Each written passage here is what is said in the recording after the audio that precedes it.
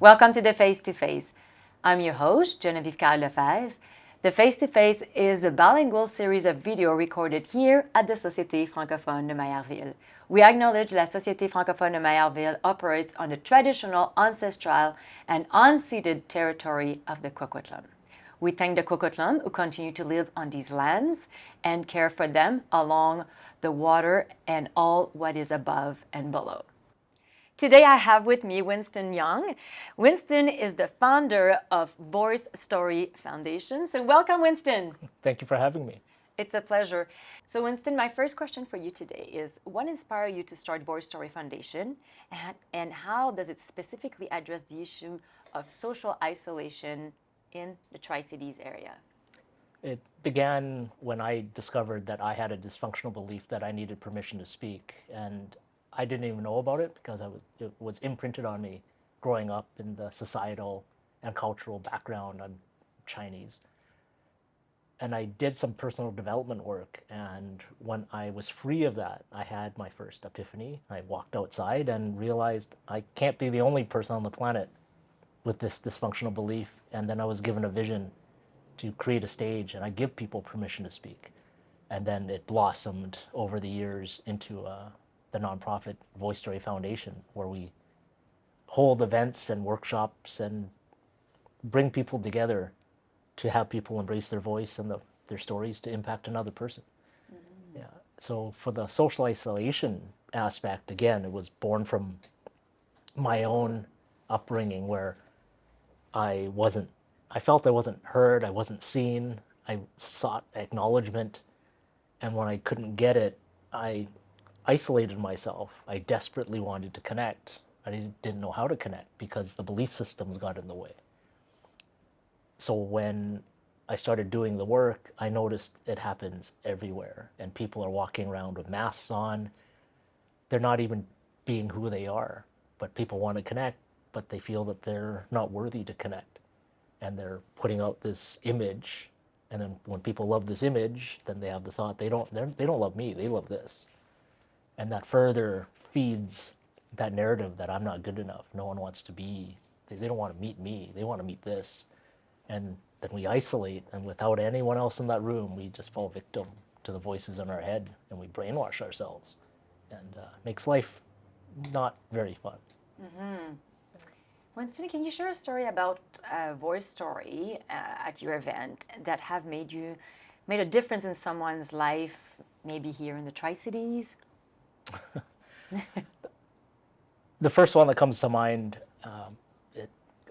because I can only speak about my story. So when I shared my story about being free of my inner critic, at the very end of the day, an audience member walked down, looked me straight in the eye, and I could see a tear forming, and he said, "I never would have believed that someone would have an inner critic worse than mine."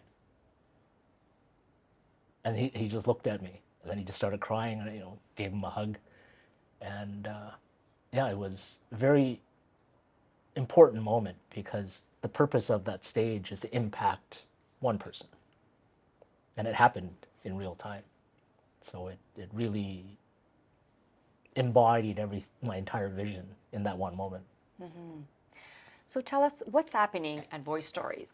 How people they reach out to you, and do they have? I know there's a space, there's a place where you can actually present. But before to present, there's, I'm sure, steps and a lot of things that happens before. So can you talk to us about all those steps and what's happening?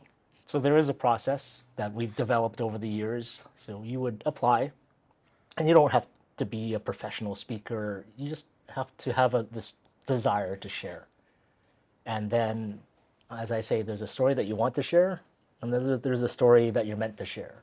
And they are usually two totally different things. And my job is to guide you to go find the story that you're meant to share. And through that process, it's really having a conversation. And then through the conversation, as I listen to what you say, and I also listen to what you don't say, and from that, the guidance happens. And it's not for me to say, there is your story. It's to guide you, and you find your story, and you pick it up, and I go, I totally forgot about this, or it's been so long, and you pick this piece up, and then that's the genesis of your story, and then we start polishing it from there. We work on the language, the context, the structure. We don't edit it. It's not to cut away and say this is what I want someone to hear. It's to say, no, we want to craft this in such a way that when someone hears it, they don't just hear it, they feel it. And when they leave, they just can't shake this feeling. And that's when you know you've impacted someone. When days, weeks, months later, they keep thinking about it, and then one day they go, wow, I get it. And then that person now has a slightly different perspective, and it happens over and over and over and over again. How many people so far have went through what you're talking about, the program, if I want to call it like this, and presented? About 150 people have taken to the stage. Over 200 have gone through the process. Many people go through the process with no intention, actually, of wanting to share their story on stage. They just want to go through the process, and then they get the story and they go, wow, like it's so meaningful that they'll keep it for themselves or share it with friends and family. It's okay. But now they understand a little bit more of themselves. And once you go through the process once, you have the tools and techniques to get yourself to a certain point. And if you get stuck, then reach out to me and I continue that extra chunk to get to the end. So you become a bit of a coach, right? I prefer guide. Guide? Guide. Yeah. And the reason for that is it is guidance, where you're going through the process, you're going to spaces that may be uncomfortable, that you go, I don't want to open that door. But you might not want to open the door by yourself. But if you know that there's someone there with you, like a companion, to say, I'm not opening the door. You're opening the door. You're doing all the work. But I'll be there to make sure that you understand you're not alone, and you can go deeper and deeper and deeper and deeper. And knowing that there's someone else there to help guide you, to say, hey, what's over on your left? I'm like, what? It's like, I'm so glad I looked over there. It's a very empowering process. So it's not about me telling you what to do. Mm-hmm. I'm just there to nudge you around to get you to see what you can't see. I see the exit. I see the treasure. I see the nugget that you're supposed to find. But I'm not going to point it out for you. It's my job to have you find it, because that's where the power comes. Mm-hmm. So how do you help individuals in the Tri-Cities discover and share their own stories, like through voice stories? So I understand what you just told me, but after this, like they're presenting, and after this, is there an after? What's happening after? So once the initial stage, you go through the process and you have the story and it's running in your head and running through your heart, and you go, I can't wait to tell the story. Mm-hmm. And I want to contrast. There's stories that we tell, and then when we tell it, we feel a little, I'll just say sadder. And that's because it disempowers you. Every time you tell a story, your energy level just goes down a little bit. But when you craft a story, it's exactly the same story, but it's recrafted in such a way that when you tell the story, you feel a little better. You're like, wow, I can't stop telling the story. And every time you tell it, even to yourself, you feel a little bit more and more and more energized. It's because you're empowering yourself. Mm. And that's where we want to get it to. And if you tell it to yourself 100 times a day, well, your energetic state's going to be elevated every single time. Doesn't mean that you're ready to share it on stage. And that's where the next part comes, is preparing someone to speak on stage, to be natural, to be authentic and vulnerable. And what you see in the recordings, or what you see in real life, it's an emotional, cathartic experience when someone shares something for the first time to you that they've never told anyone before. We call it, there's an emotional wave that comes out. And if you're sitting in the front row, you get to feel it first. No different than when you go watch at the aquarium, that splash zone, and the water hits. It's exactly the same thing. But when you feel that emotion, it's like, wow, that it's real. It's not this polished story that someone has told and they stripped away all that emotion. This is raw and real. And what happens is, what's the unspoken part is, when you see someone present that way, it gives you permission to feel that way. Yeah. I see what you mean. What's the impact on our community of people going out of their comfort zone and decided to choose their story like that? It's just visible, real world proof that if they can do it, maybe I can do it too. And especially if you have friends, are you crazy? You're gonna go share that on stage? It's like, yeah. And then you do it. And then in the back of their mind, they're like, wow, she did it. And then once that idea gets into someone's head, it just manifests. It'll start with a little idea, and then they're, oh, I can't stop thinking about this. She did it. Maybe I should go do it. And it just grows and grows and grows until you can't stop it from growing. You have to take action on it. And then okay, let's get hold of these people at VoiceStory. It's like, I got a story I want to share. And then the process starts. And then when the story comes out, you just can't wait to show it to people, because it is a very beautiful construct. It could be a funny story, a very tragic story, a deep story. They're not all, how am I going to say it? The story doesn't need to end with a happy ending, because the idea of VoiceStory is it's not your life story. It's a little chunk, little moment in time that if you shared that story, you can impact someone, and that impact can change change their life just by saying, you're not alone, you're not broken, I went through it. So yeah, if I got out, you can get out too. So for our community to have VoiceStory grow and reach even more people, what's possible for VoiceStory to grow? Well, if one person shares, let me rephrase that. By sharing pain, sharing your story of pain, you are freeing that from within yourself. You're letting go of a little bit of toxicity, of trauma, pain. And now you have a small pocket of space for a new experience. So now you are different, because you're a different version of yourself, which then impacts, if you're a parent, impacts the other parent, impacts the children, impacts the family unit. The family unit is now different, which impacts another family unit. And those two are different. It impacts the neighborhood changes. The neighborhood impacts another neighborhood.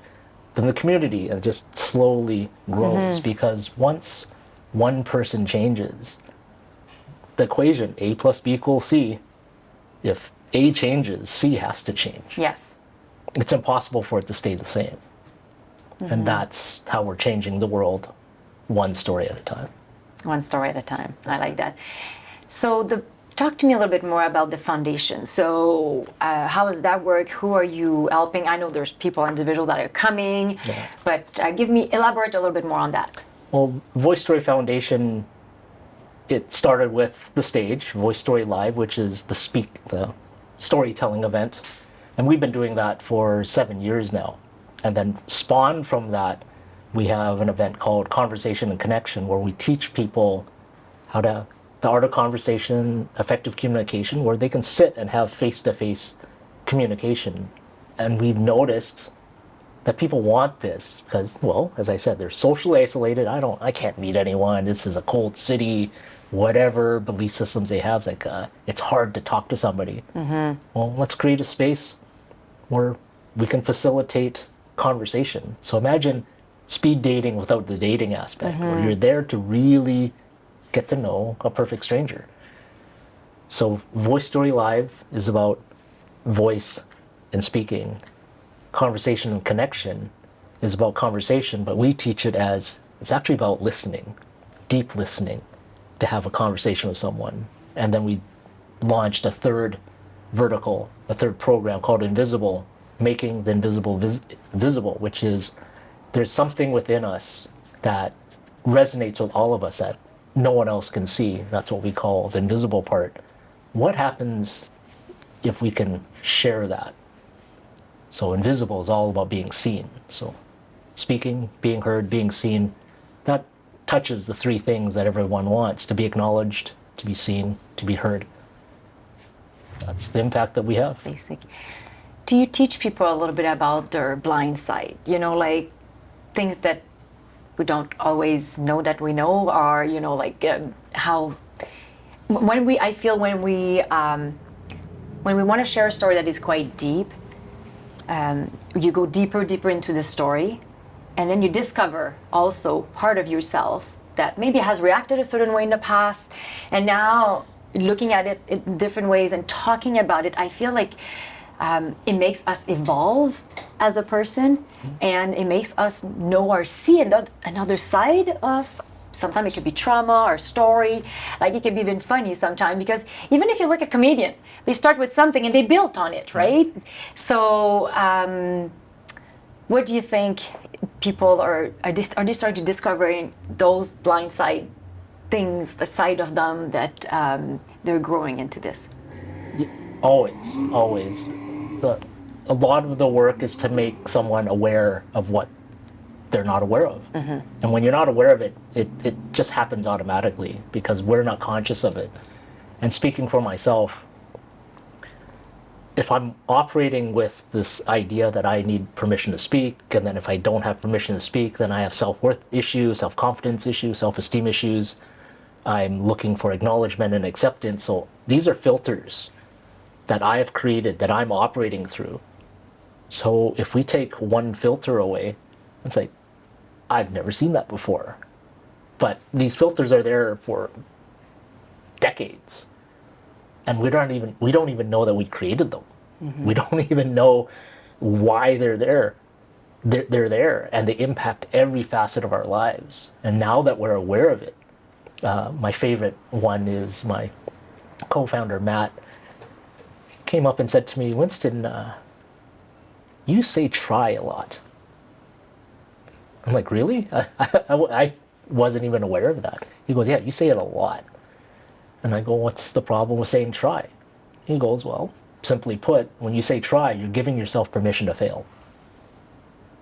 And that really stuck with me. So I took a lot of conscious effort to remove the word try. So I would say, yeah, I'll try. Hold on. Let's rewind 5 seconds. I'm going to change my vocabulary, to constantly catch that behavior pattern, because I don't want to have it anymore. And it took years. So I'm at 99% filtered out. And when I do use the word, I mean it. But I also see the impact. Just a simple thing of saying, yeah, I'll try. And you can probably even pick up from that how I said it, how it just gives me an out. It's like, oh, I'll try, yeah, it didn't work out. But how does that make me feel internally, like subconsciously? You failed, there's guilt and shame and all this negative talk that's in there. And I just added fuel to it. What happens when we take that fuel away and we actually give ourselves credit and we empower ourselves versus disempowering ourselves? So a lot of the work is making people aware as they tell their stories. Is this true? Why do you think that? Why did you use this word? Because it's a very specific word. For example, instead of saying, yeah, I'm locked away, it's like a jail. Whoa, why did you use that word? Because jail is a very specific vision, very specific idea in your mind. Why do you say that? Tell me about the space that you're in. And then as they start unpacking that, there's emotions in there. It's like, and then where did that come from? So there's a lot of things that we're not aware of, that we might tell stories. The question I ask for people is, if when you share a story with me, and it's not a fun story, it's actually quite tragic, painful story, why did you tell me the story? There's a purpose to it. And many people aren't aware why they tell these stories. And I describe it as until we're aware, we're trauma junkies. We're addicted to pain. And by telling this story of how this happened to me, I poke that wound, and I feel the pain because it's like I need it. I need to feel that pain because I felt that pain my entire life. I can't.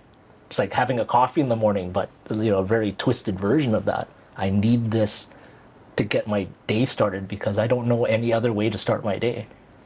Well, let's find a new way to start your day without having to trigger yourself all the time. Mm-hmm. Yeah. Winston, can you touch a little bit on different cultures, generation, ages, different people? Like, let's talk about diversity here and their past trauma, how they bloom through VoiceStory. What comes to mind is there is a lady that came to our conversation connection session, not really sure what happens in there. And in that program, we teach elements of effective communication, how to listen, how to talk, language, or becoming aware of triggers. And she came once, came twice, and then she came out to me the third time and said, I wanted my boys to be here, but they weren't interested because they think it's like I was forcing them to learn something. I'm like, well, that's cool, but why did you come back? And she said to me, I took what you shared with me and I approached my boys differently, and it worked. Like we actually talk. They're not just dismissing me and then going back to their video game. We actually talk.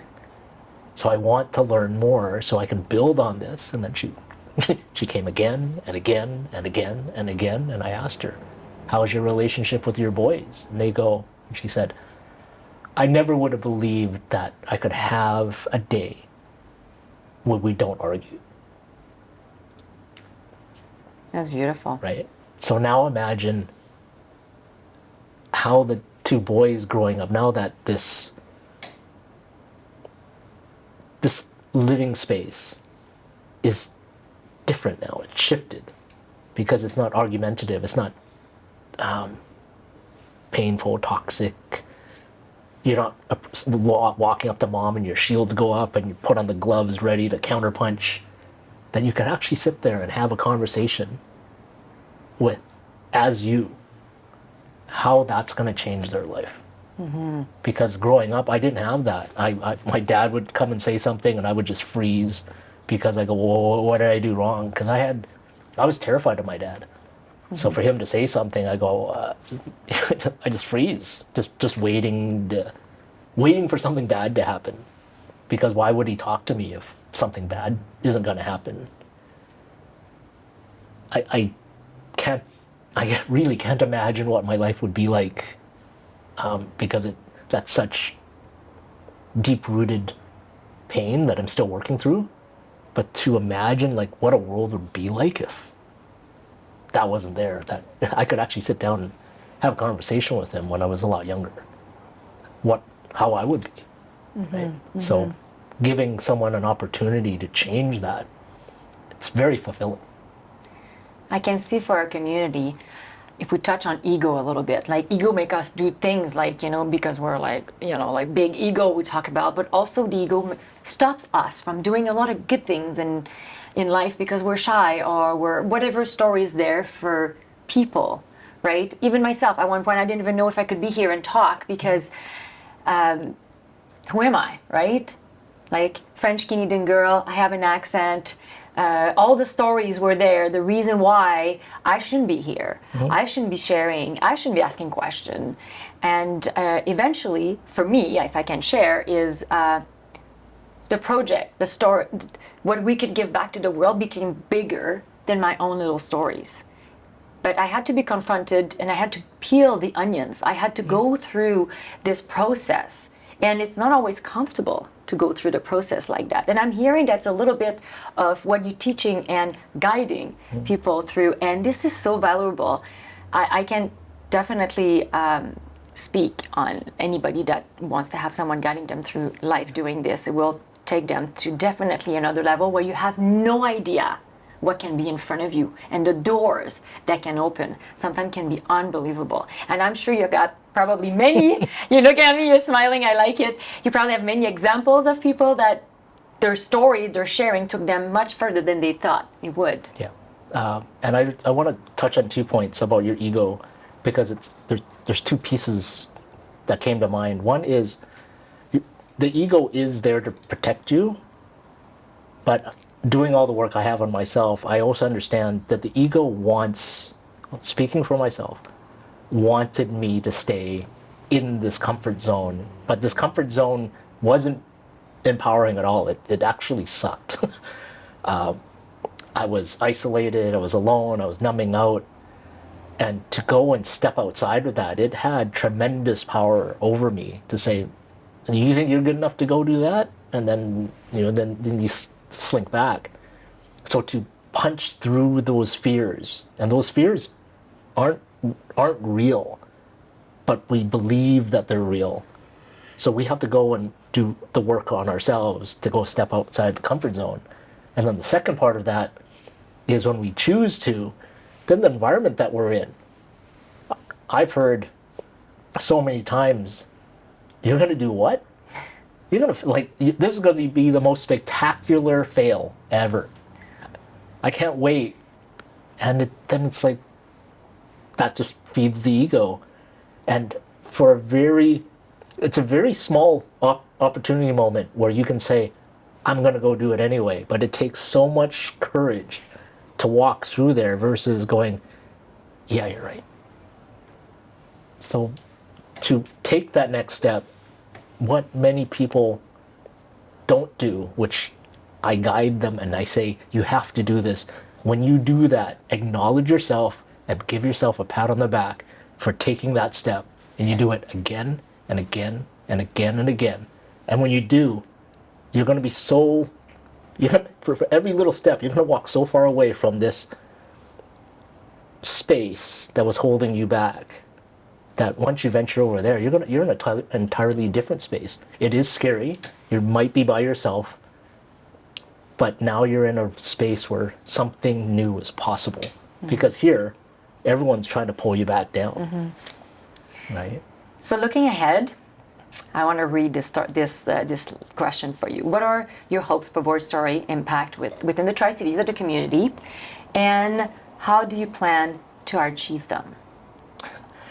Well, the next step, it's already started. We're retooling our conversation and connection sessions that we do at the Coquitlam Library. I had a vision come to me, and it made me very aware of time, about how time is given to us and how I should really hold it in reverence when someone gives me time. Just like this, you're giving me time. That when someone comes to the session, it's 90 minutes, they're giving me 90 minutes of their life.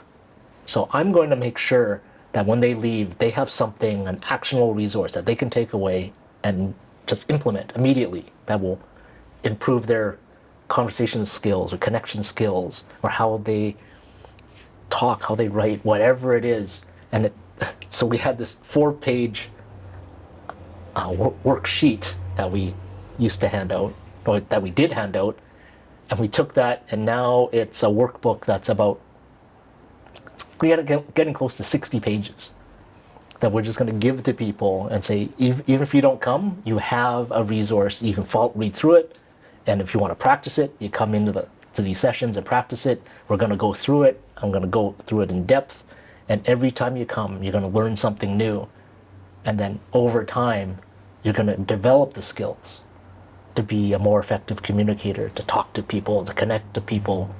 And what I didn't understand until it was made clear in the vision, when you can tell your own story, we can speak with confidence, we can look someone in the eye confidently and understand that I'm speaking from here.